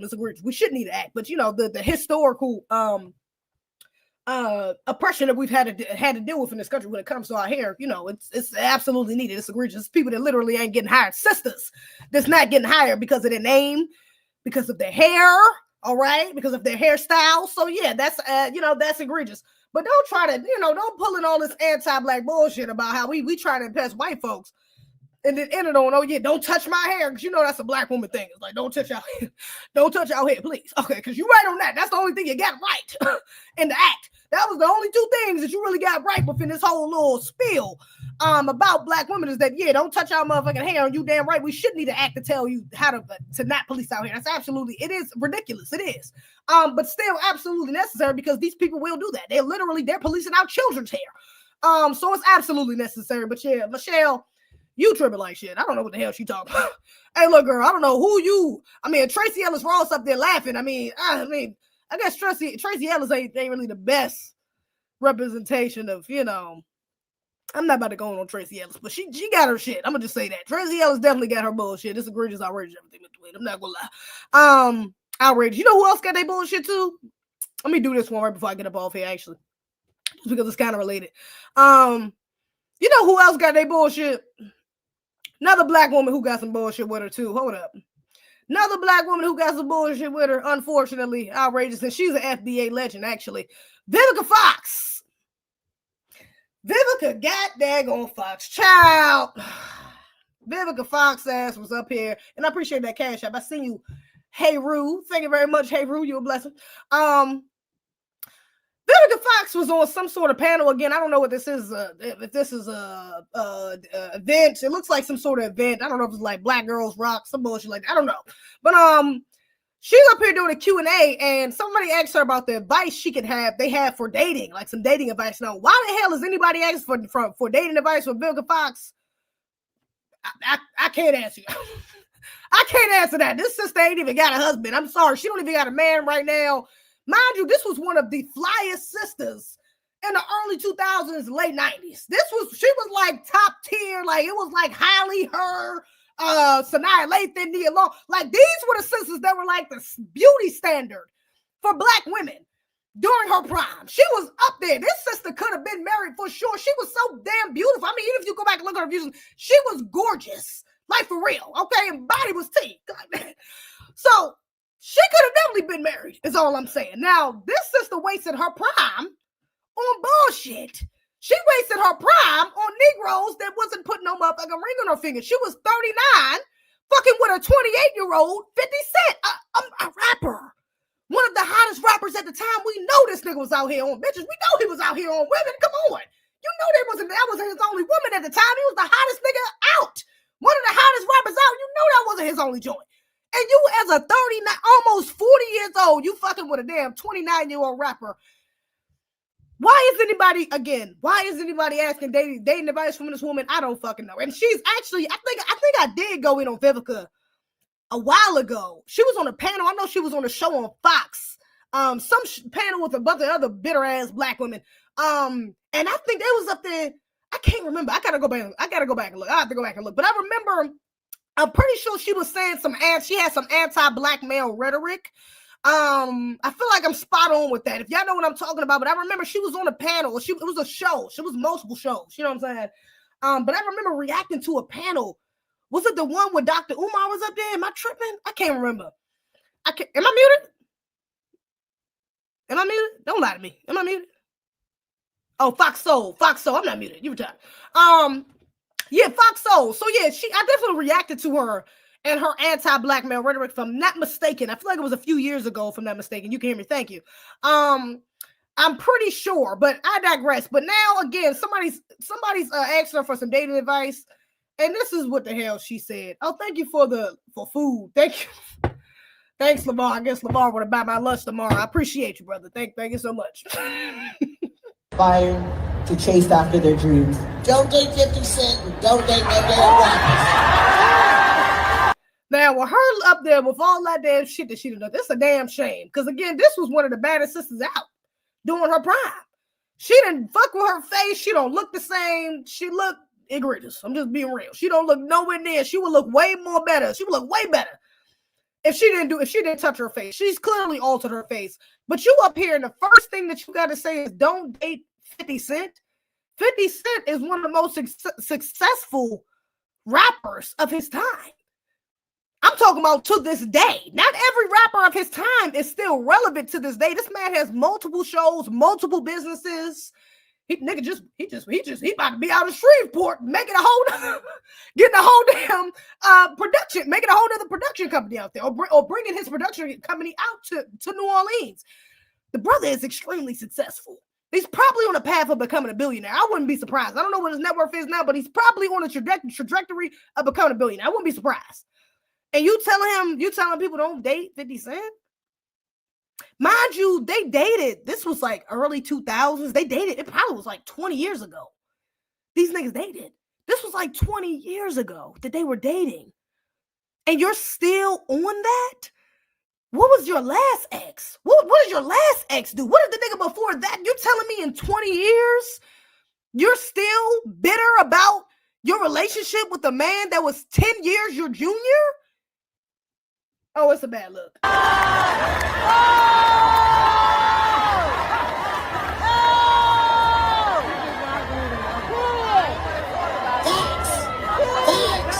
Yes. Wait, just so you know, it took me years to be able to laugh about it. Right. I had to learn to laugh, not to cry no more. But I did it. Yes. Girl, how long did it take you to do that? Because damn, girl, it's been 20 years. Now I know that I seen interviews of Vivica talking about how he was the love of her life and all this other shit, and he treated her so well. And but damn, girl, you about 50-something years old. Girl, move on. It took you this long to move on? Clearly you haven't really moved on. Clearly you still feel away if that's your first response. It's not like somebody asked you about 50 Cent. Even if somebody asked you about 50, I'd be like, okay. But girl, this is your first response to somebody asks you about dating advice is to not date 50 Cent. And I get the rapper thing because rappers, I wouldn't advise most women to, you know what I'm saying? A woman whose ideal is to be a wife. I wouldn't, especially for the younger woman, I would advise them to probably stay away from the rappers, but just because of the fast life that comes with the career of rapping. Like they're, they on tour, but a bunch of women are lusting after them. Like you have to be a very disciplined man. Let me just say that in order to be in that sort of lifestyle and not fall victim to the hoes. I'm gonna just be real, you know. So that's you gotta be very disciplined to be in. It's a lot of rappers that's married right now. That some of them you never even seen their wives. You never even knew these niggas was married. But I'm just saying, your auntie or your you know what I'm saying, your aunties might have a couple stories about when they went to go see that nigga on tour. So I'm just saying, it's a hell of a lifestyle to sign up for. Not to say it's impossible, because again, it's a lot of rappers that are married, all right? And a lot of the new rappers, I love to see that some of these new rappers that are pushing marriage, so that's a bless.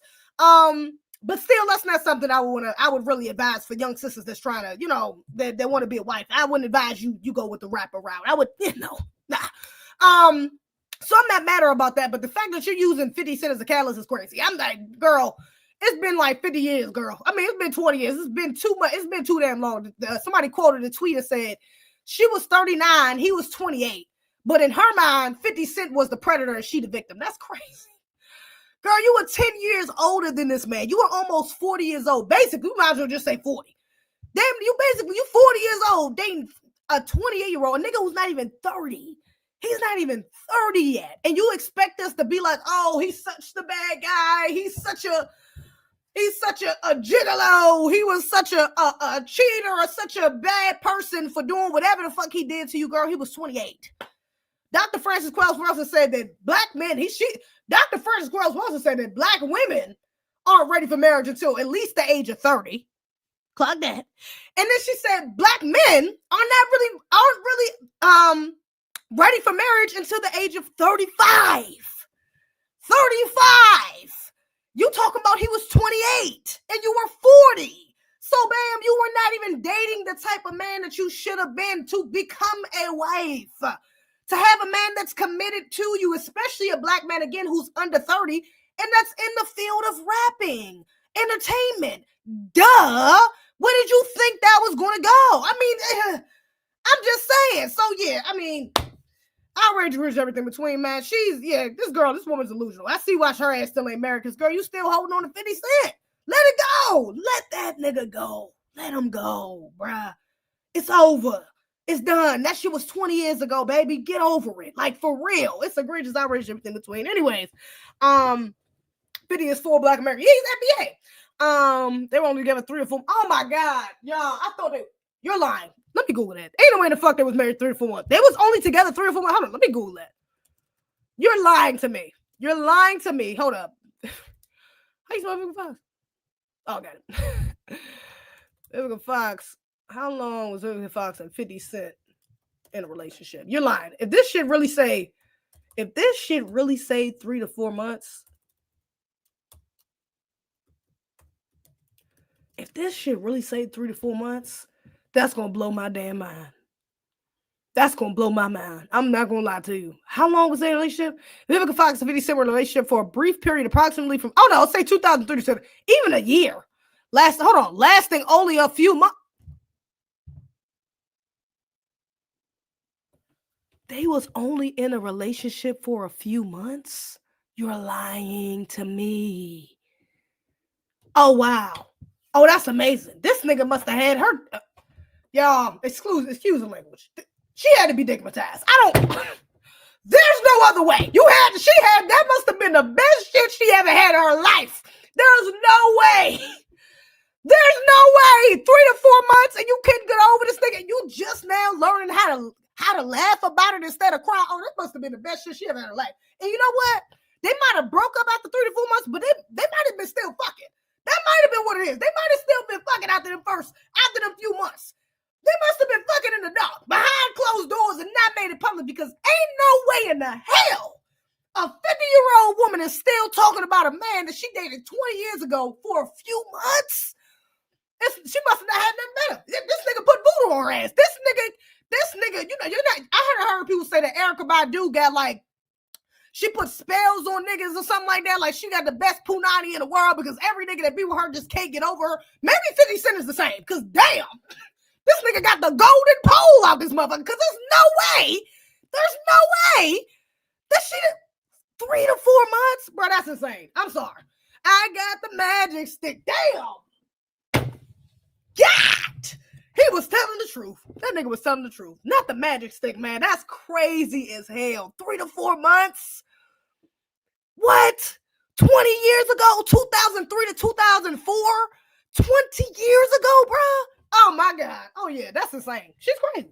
Oh, she's insane. No, you know what? I'm not going to even put that on 50. This nigga, she's insane.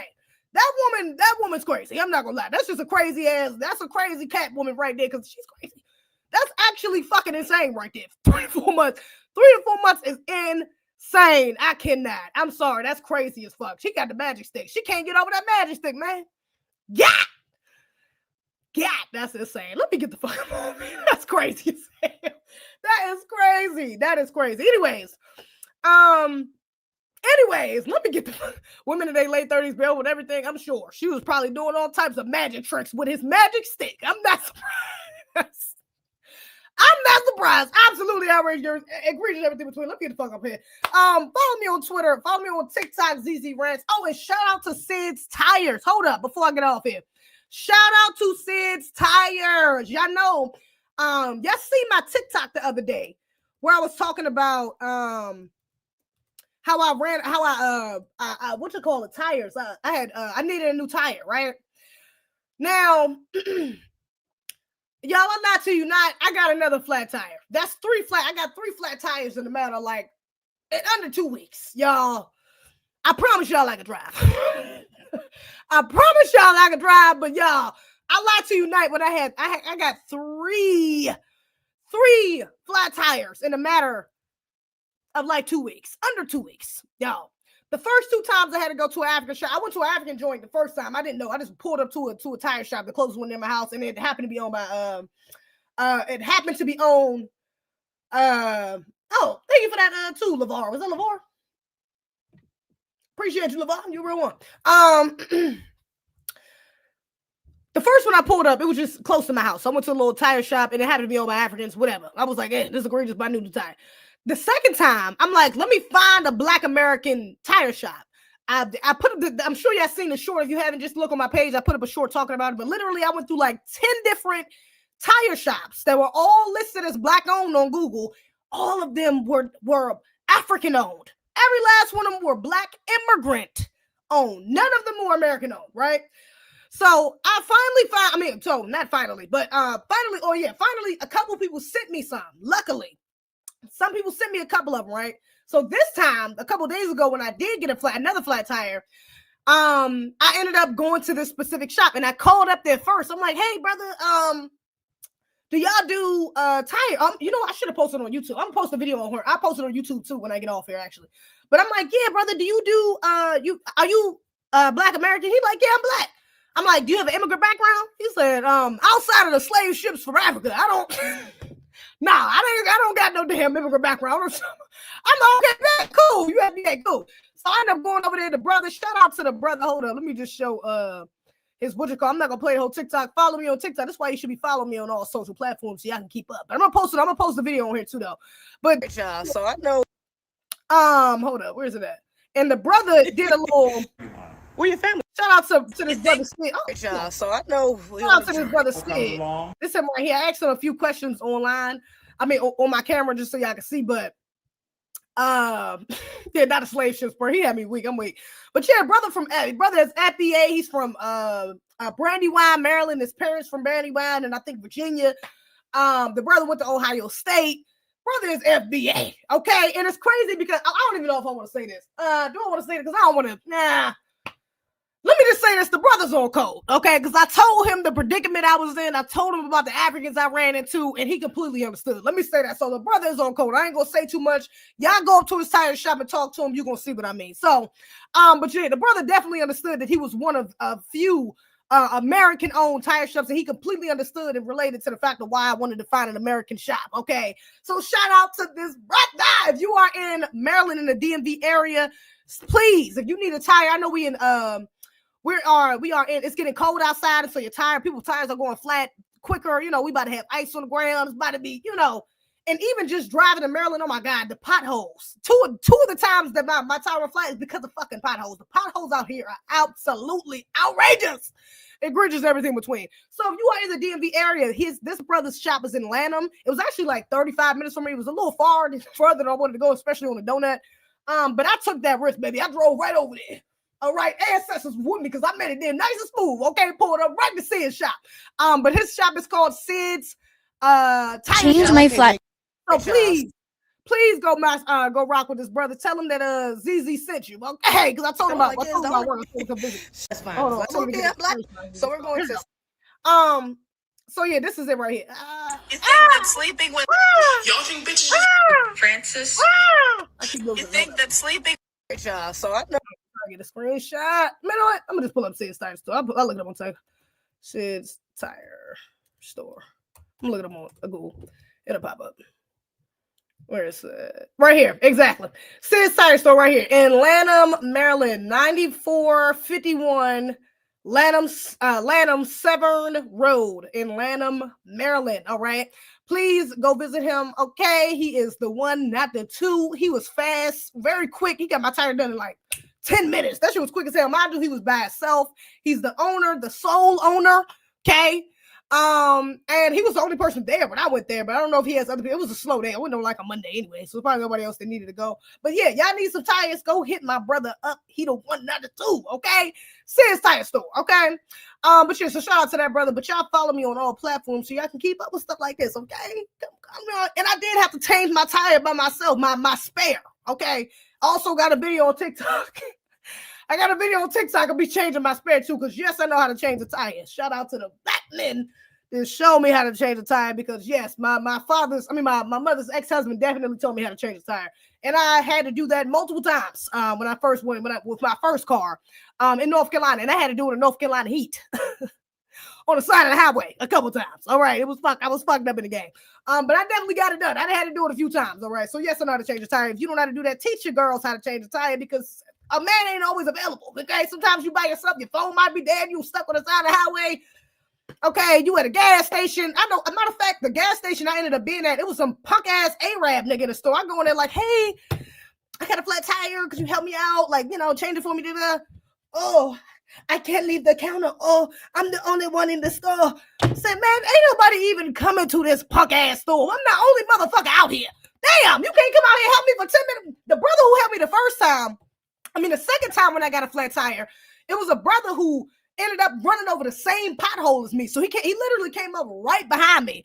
And ended up on the side of the highway right behind me. So I hopped out the car and I walked back to his car like, brother, he was with his son. I was like, brother, did you run over the pothole? He was like, yeah, I ran over the pothole. Then I said, brother, could you please help me change my tire? Please. When I say he got out immediately, he came up there. Literally, I think he had to make a phone call. He came up there in like 5 minutes. Got his little tire. His little, little tool you need to take the screws off. He got the door and that shit. He did it in literally like under 10 minutes. He changed my tire in under 10 minutes. He was like, you put that pothole right there, huh? So I can change your damn tires. Brother, it was just meant to be. My bad. I think he was an FBA brother too. So yeah, shout out to that brother. And then he went and changed his. He did mine before he did his. He did it like under 10 minutes. So I'm like, man, that punk ass Arab nigga definitely could have came outside and just helped me, right? I'm like, I could watch the store for you if you want, but if not, really, you could just lock this motherfucker until I'm literally right outside the store. You can see if anybody walk in. So yeah, he was on bullshit. Then I walked across the street, some African dude across the street. I'm like, yeah, hey, could you know how to change the tire? Because I got a flat across the street. And mind you, they're a fucking auto shop. It's a gas station / like service center for cars. I'm like, yeah, you know how to change the tire? Man, your punk ass know how to change the tire. Lying ass African nigga. No, you know how to change the tire. He didn't even say no. He was just like, I said, wow. I just walked out. Before these goddamn immigrants piss me off, let me just change it. That's why I just left and just changed the tire. I said, let me just make a TikTok out of this. At least I can get some content out of it. You know what I'm saying? Let me make light out of this situation. I'm already late for work. I'm going to just change the fucking tire myself. At the end of the day, I know how to change the fucking tire. These punk ass immigrants don't want to change it. It's fine. I bet you if I was a little Syrian woman or fucking Arab or one of these little African women that spoke your language, I bet you would have changed that shit, didn't you? Yeah, I bet no. You picked up on my American accent and knew I wasn't from here. That's why your ass ain't want to change my shit. Come on. And then the other dude who was at the African dude, it was two of them. It was a little immigrant woman in there with us. I'm like, he could have left the store. He could have came and helped me. He had to stay there like the Arab nigga, the African nigga could have left. I'm right across the street. What are we doing? Hating ass immigrants, man. It's cool. It's all right. It's okay. It's cool. I'm not like the women of your country, baby. We get shit done around here. So yeah. Anyways, shout out to y'all. I appreciate you. Make sure y'all tune into the next one. I'll be up here. Probably today Tuesday, probably like Thursday. No, Thursday I gotta work. I might actually go live again tomorrow, to be honest, depending on how long it takes me to do my hair. Because I have to do a mask, and girl. Unlike Michelle Obama, the black woman who actually do know about black hair. Y'all know it's a process though, taking this day. I gotta put a mask in and condition and all this. So it depends on how long that takes. But I might go live tomorrow, end up doing like a video off camera type shit. I might do one of those. I do got a couple of things I need to talk about. So y'all tune in for that. Make sure you like the video, share the video, comment on the video afterwards to add to the algorithm. I do appreciate you, and hype it. I think that's like a hype button that comes on after the video processes. Come back and hype the video afterwards, okay? I appreciate you in advance. Other than that, follow me on TikTok, ZZ Rants, on Instagram, ZZ Rants, on X, ZZ Rants. Follow Patreon if you want some exclusive content. Follow, or become a member if you want exclusive. Actually, the video I'm thinking about, I might just do it for Patreon tomorrow. So subscribe to the Patreon or for the members, or maybe I'll do it for the members. But yeah, I need to get them some content anyway. So anyways, I appreciate y'all. It's been such a blessing having y'all. I appreciate y'all being up in the chat. I'm gonna see y'all on the next one. Shout out to Jay, Marcus Moore, the Black Spaniard House, Tahada, Franklin, Trey, Eugene, Cash Flow Hustles, LT Mighty, American G. I'm gonna see y'all on the next one. Peace and be one. We do not play by our creed. You fuck with the team. Might find your West in the creek. We crossing our T's. We don't never miss it.